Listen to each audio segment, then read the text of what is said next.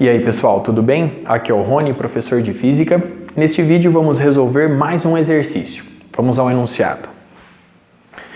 Uma esfera de material dielétrico homogêneo com constante dielétrica K de raio azinho está uniformemente carregada com densidade volumétrica de carga ρ.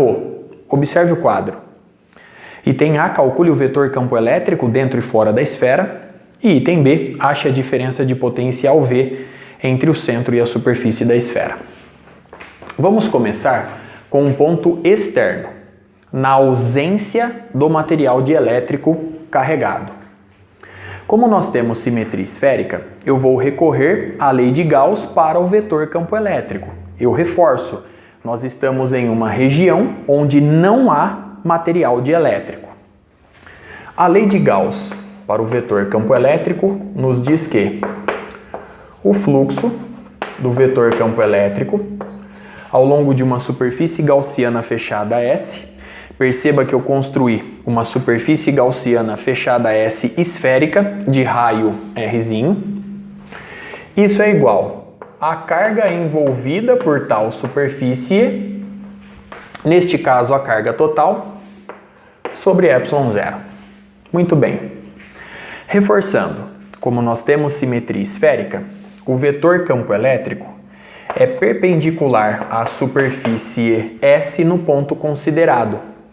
Logo, ele possui a mesma direção e sentido do versor N. Lembre-se que o versor N é um vetor unitário, perpendicular à superfície da esfera no ponto considerado e apontando para fora dela.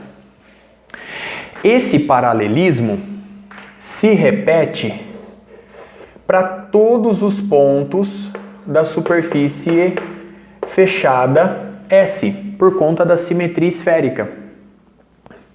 Consequentemente, esse produto escalar nos dá o módulo do vetor E, simplesmente E, vezes o módulo do versor N, 1, vezes o cosseno de 0 grau, 1. Logo, eu posso substituir esse produto escalar simplesmente por E, a intensidade do campo elétrico. Como todos os pontos da superfície S distam a mesma distância do centro O, essa intensidade permanece constante para todos os pontos de S. Logo, eu posso retirá-lo da integral. Com isso, eu vou ficar com E que multiplica a integral dupla de ds ao longo da superfície gaussiana fechada S esférica de raio Rzinho. E isso é igual à carga envolvida sobre ε0. Muito bem. A integral dupla de ds ao longo da superfície S é justamente a sua área, por onde há fluxo do vetor campo elétrico. Logo, ficamos com E que multiplica 4π Rzinho ao quadrado. E isso é igual a 1 sobre ε0 vezes a carga envolvida, neste caso a carga total. Por isso eu vou substituir a carga envolvida por ρ vezes o volume, a densidade volumétrica ρ vezes o volume total, 4/3 de π azinho ao cubo. Simplificando 4π com 4π, vemos que a intensidade do campo elétrico para pontos externos é igual a ρ vezes azinho elevado ao cubo dividido por 3ε0 Rzinho ao quadrado. A representação vetorial é esta. O vetor E é igual a ρ vezes azinho ao cubo sobre 3ε0 Rzinho ao quadrado na direção do versor Nzinho ou na direção do versor R, pois elas coincidem. Muito bem. Vamos agora calcular a intensidade, calcular o vetor campo elétrico para um ponto interno. Observe agora essa superfície gaussiana fechada esférica de raio Rzinho, em que Rzinho é menor do que Azinho. Agora nós estamos na região do material dielétrico, de constante dielétrica K, e nós temos simetria esférica. Portanto, agora eu vou recorrer primeiramente à lei de Gauss para o vetor deslocamento elétrico. A lei de Gauss para ele nos diz que o fluxo do vetor deslocamento elétrico ao longo de uma superfície gaussiana fechada S é igual à carga livre envolvida por tal superfície. A carga livre vai surgir da densidade volumétrica ρ, constante neste caso. Muito bem. Mais uma vez, como nós temos simetria esférica, o vetor deslocamento elétrico é perpendicular à superfície gaussiana fechada S no ponto considerado. Logo, ele possui a mesma direção e sentido do versor da normal externa. E esse paralelismo se repete para todos os pontos da superfície fechada S. Vamos assumir aqui, para exemplificar, que ρ é maior do que zero. Nós temos cargas positivas distribuídas uniformemente nesta situação. Muito bem. Logo, o produto escalar do vetor D pelo versor N vai nos dar, por analogia com o que fizemos antes, o módulo do vetor deslocamento elétrico, simplesmente D, vezes o módulo do versor N, 1, vezes o cosseno de 0 grau, 1. Muito bem. Vamos colocar o resultado obtido anteriormente. Logo, eu posso substituir esse produto escalar simplesmente por D. E mais uma vez, como todos os pontos da superfície S distam a mesma distância do centro O, a intensidade D permanece constante. Logo, eu vou retirá-lo da integração. D que multiplica a integral dupla de ds ao longo da superfície fechada S é igual à carga livre envolvida por tal superfície. Muito bem.